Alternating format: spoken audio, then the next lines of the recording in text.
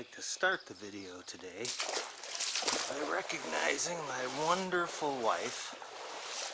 Today is our 30th wedding anniversary, and we were babies when we met.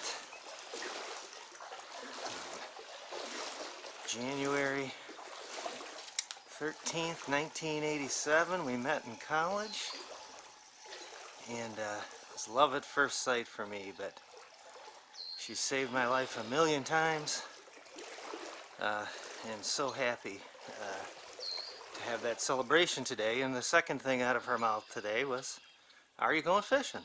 And so here I am, looking for a big brown. It's in front of a weather storm cold front, so I'm hopeful. Oh, and there's a fish. Oh, there was a fish. So I'm hopeful that something good can happen. He still thinks he's hooked.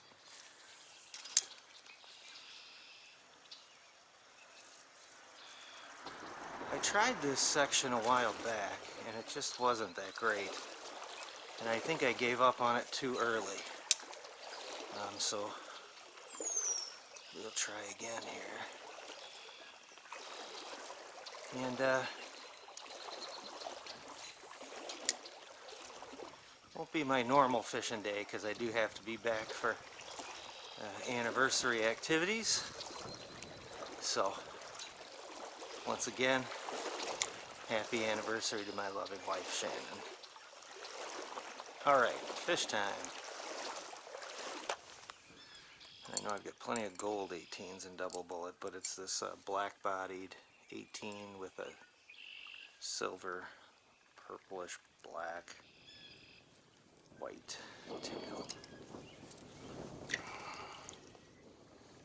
And it's not quite as heavy.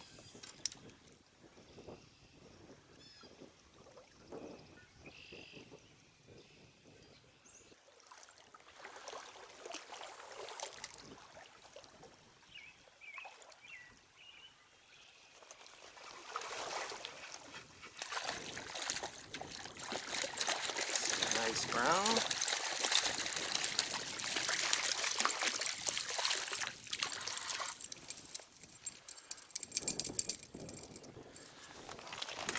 So 18's not a problem. Stop it, dude.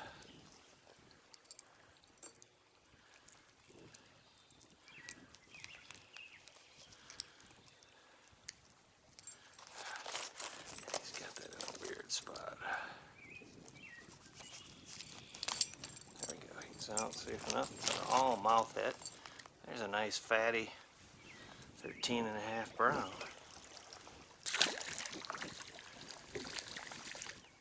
There he goes.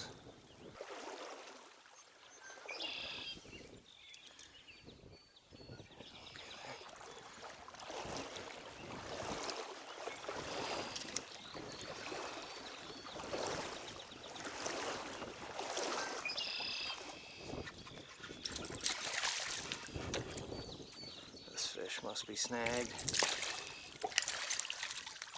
Yeah, he is. So evidently he swooped and missed. Stop it, dude. Stop it. I'm trying to help you.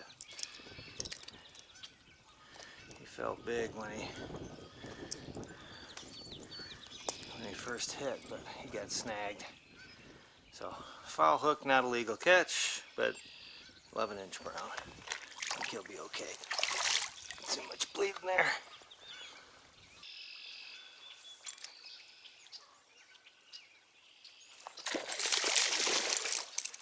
There's a little guy. Oop, and he's off. Almost got me stuck. There he goes.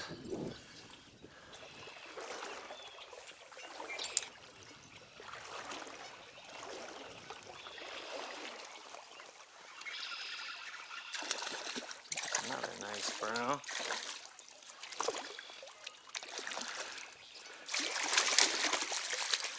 I could tell he was going to be a handful if I tried to lift him. Although he was in no danger of getting away. He's got 3 hooks in his mouth.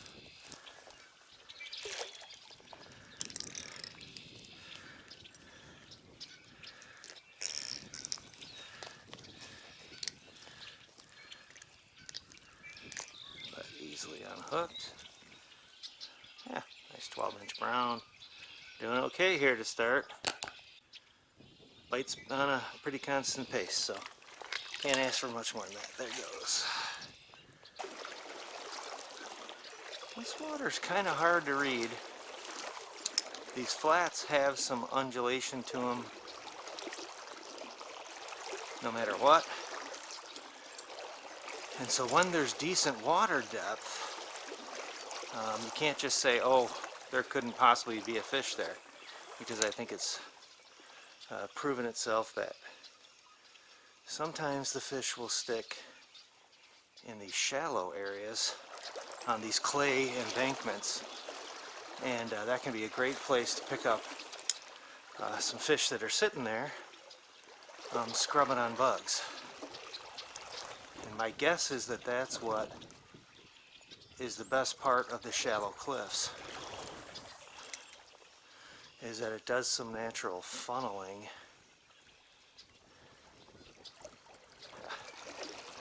Just running into a cliff there. It does some natural funneling of insects. That's my guess anyway.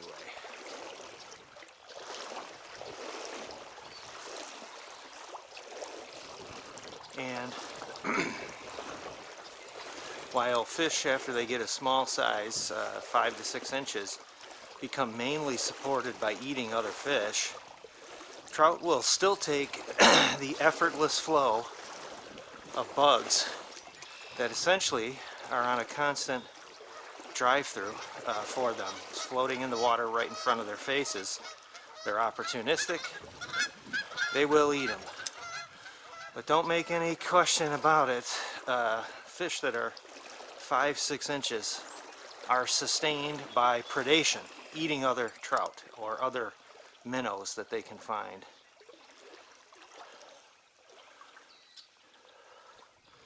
It is just the way that it is. You can't get enough calories out of those damn bugs to grow yourself to 20 inches. I'll go way up on the timber edge.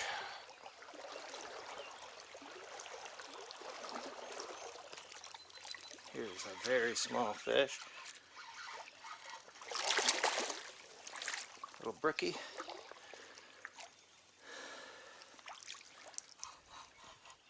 Not so small. He was running in the current.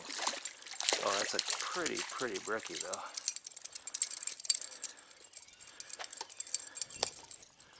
A super bright one. Orange kind of belly, pretty little fish. Looks like he's about 11, I'd say. 11, 10 and a half, something like that.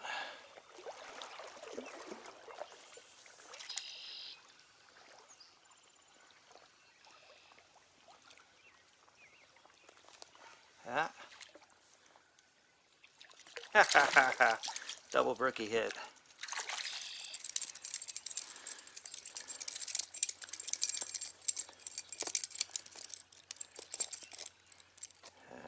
Unfortunately, kind of deep, not bad. I think I can get him out okay.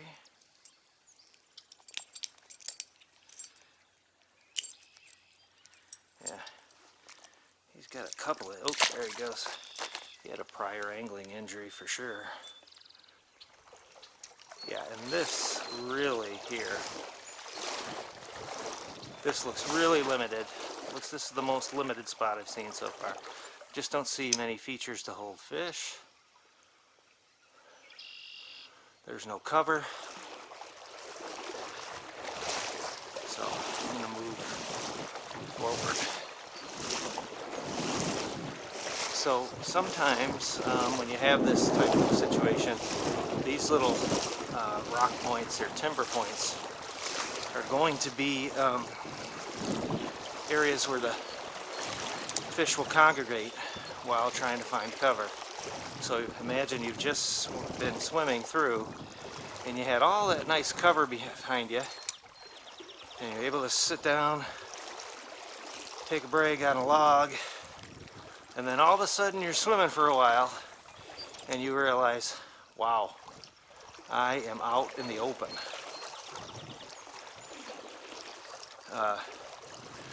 So the fish will, it's not that you won't find one here, but they're usually going to move through these sections pretty quick to the next available timber refuge or hole. Because if they're out in the open, they can be seen by bigger fish, birds, all the various prey animals that eat trout. Heron, otter, really vulnerable. So I'm gonna make a little better time through this and see you when I find a better spot. So I'm gonna cast here because you can see that clay ledge that's mounting up. That one's not close enough.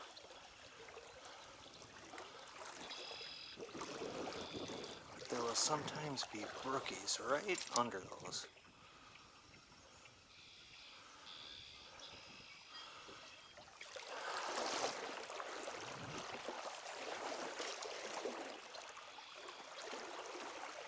You can see I'm getting it on top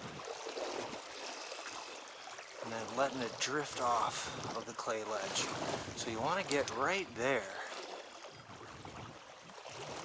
if you're going to have any chance to attract one of the fish out of there. You've got to get close to the ledge. A foot away like that is not going to do it usually.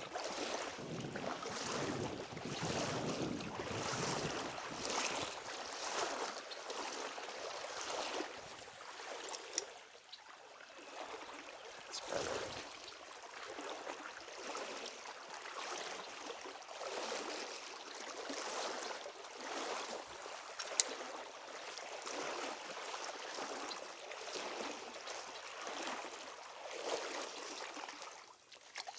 We have a brookie. That's what I was thinking would happen off those clay ledges.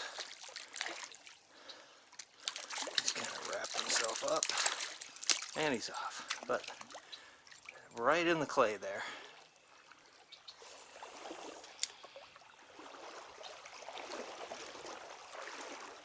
There's another one ticking.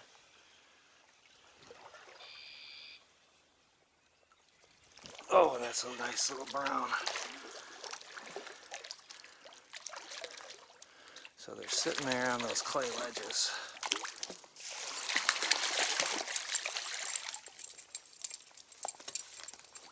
And he ticked pretty close to the ledge. Oh, he's really quite stuck. He'll be fine. He ticked real close to the ledges there. And I could feel him. He tapped at it, so he must be grabbing the tail. I am hesitant to cut the tail right now, just because I think it's superstition more than anything. But as you can see, he was not getting off.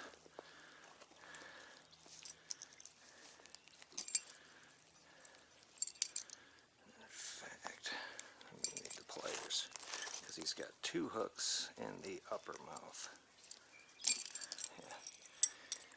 He's out good and safe, but there's another fat 13-inch brown, something like that. Beautiful fish. So the clay is playing out how I would expect.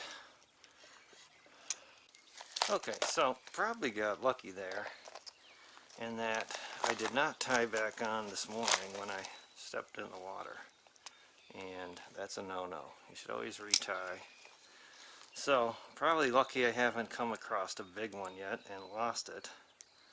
Although that spot right there is too deep for me to reach my hand in. And I'm going to stick with a 18 gold double bullet, and it's got a black and specked, green specked tail. So we'll see what happens here.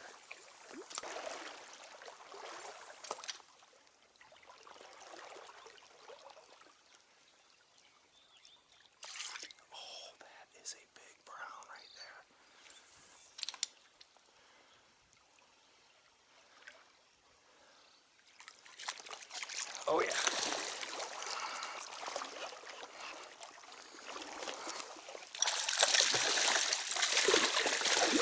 Can't see him.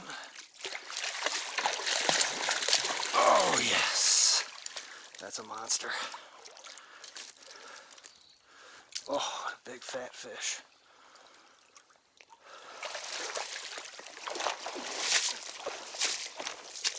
Oh, and he's got all kinds of trouble here.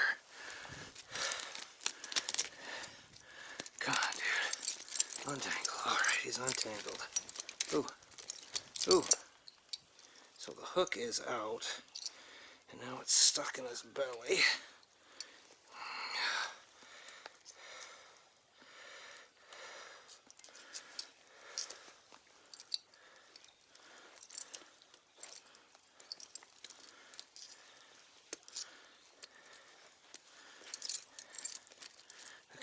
Okay. Easy does it, dude. Here out. Oh, yes. There's a big one. Looks to me like he's about 21. Let's see if I can get a respectable measure here in the mud.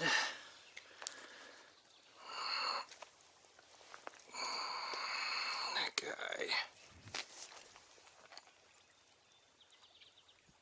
guy does go 20 and a quarter. Sweet. Sweet. 20 and a quarter. Nice fish. He bit twice. And we'll get him released. There he goes. All right. That's lucky number 8. So I saw him swing by, and so you saw my technique there. I was targeting those clay ledges. So right now there's got to be some type of bug or some type of bait fish that likes to run in that same little sluice as the clay.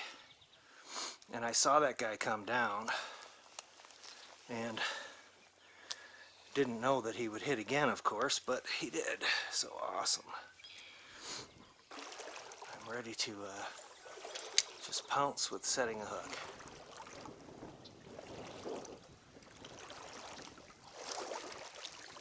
There's a nice brown. Oh, and he's off. He bit at the very last second. So let's see if I can coax another one off of the ledges.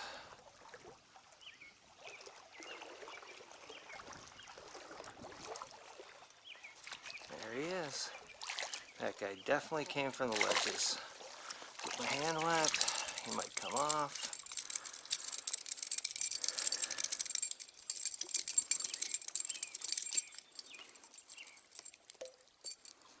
Definitely right off of the ledge is where he came from. Oh, come on, dude. He's got a little bit of mouth blood, but a 10-inch brookie. Nice. Splashed me in the face. It's pretty rude, dude. It was a fish, though.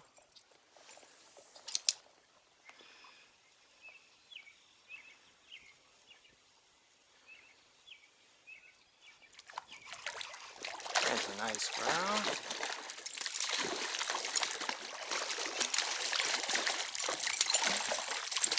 Oh, he got off. He was barely hooked. Nothing?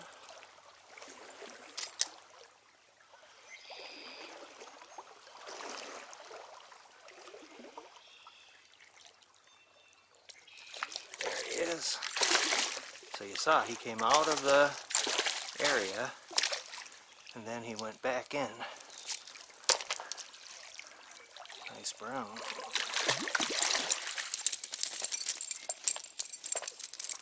And he bit on the drag through. Another nice fat brown. He's not coming off either.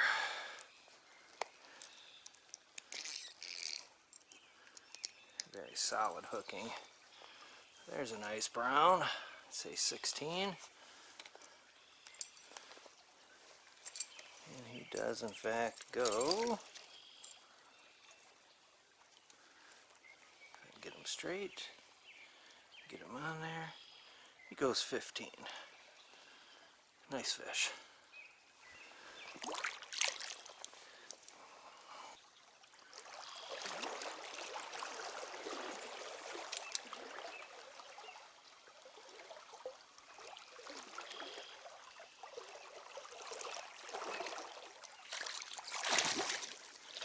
Another brown.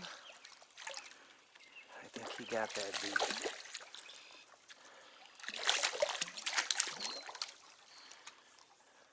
He did. Another nice fat brown, but he did get that deep. I could tell when he choked.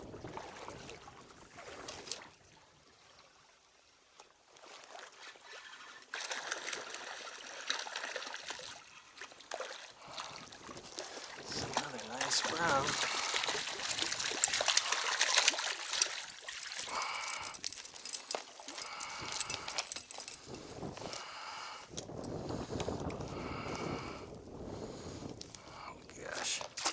He's not hooked deep, but he's hooked awkwardly.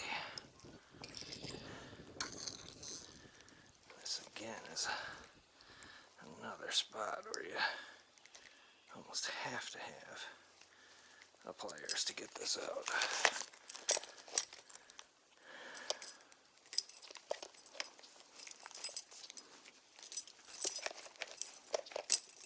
And he's out safely with the pliers. Another nice 15-16 inch brown. Beauty. Easy. He does go 15 and a half. Nice fish. I believe that I'm on. Yep, 15 and a half. There he goes.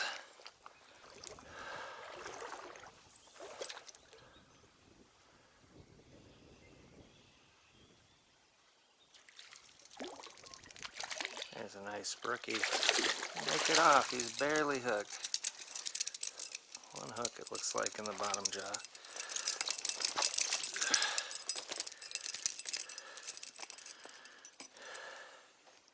Up, 2 hooks. It's a pretty blacked out brookie. He's got black lines already on his fins and black across the top. Nice 12-inch brookie. Pretty gorgeous fish.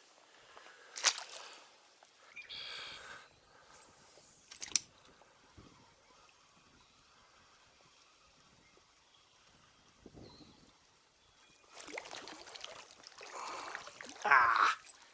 It's a nice brookie.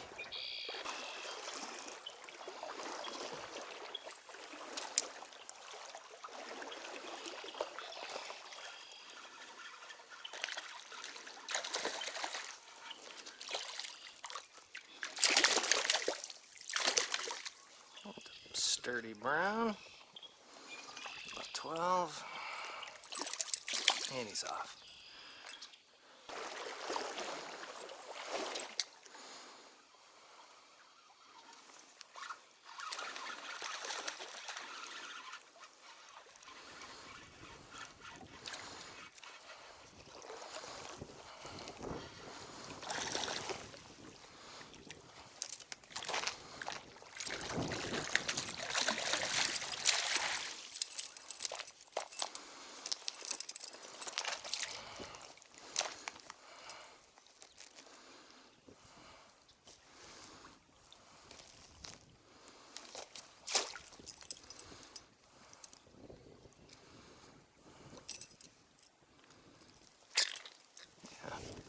Another nice 14-inch brown.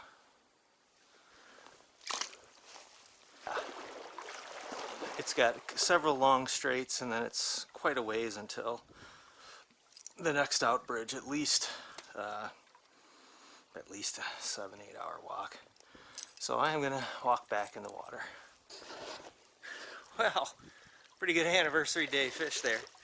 20 and a quarter for number 8 of the season, which has really been a stellar early season here so far in Wisconsin. So a lot of nice medium-sized browns, a few nice brookies, and some tutorial on how to deal with those clay shelves, which is often at this time of year a spot where fish will sit for migrating insects or bait fish trails. So hopefully get out there sometime soon. Good luck on the opener for anybody that's choosing to fish on it. Happy wedding anniversary to my wife, 30 marvelous years together. 35 years staring at each other. Thanks for watching Wisconsin Trout Fishing, and happy fishing.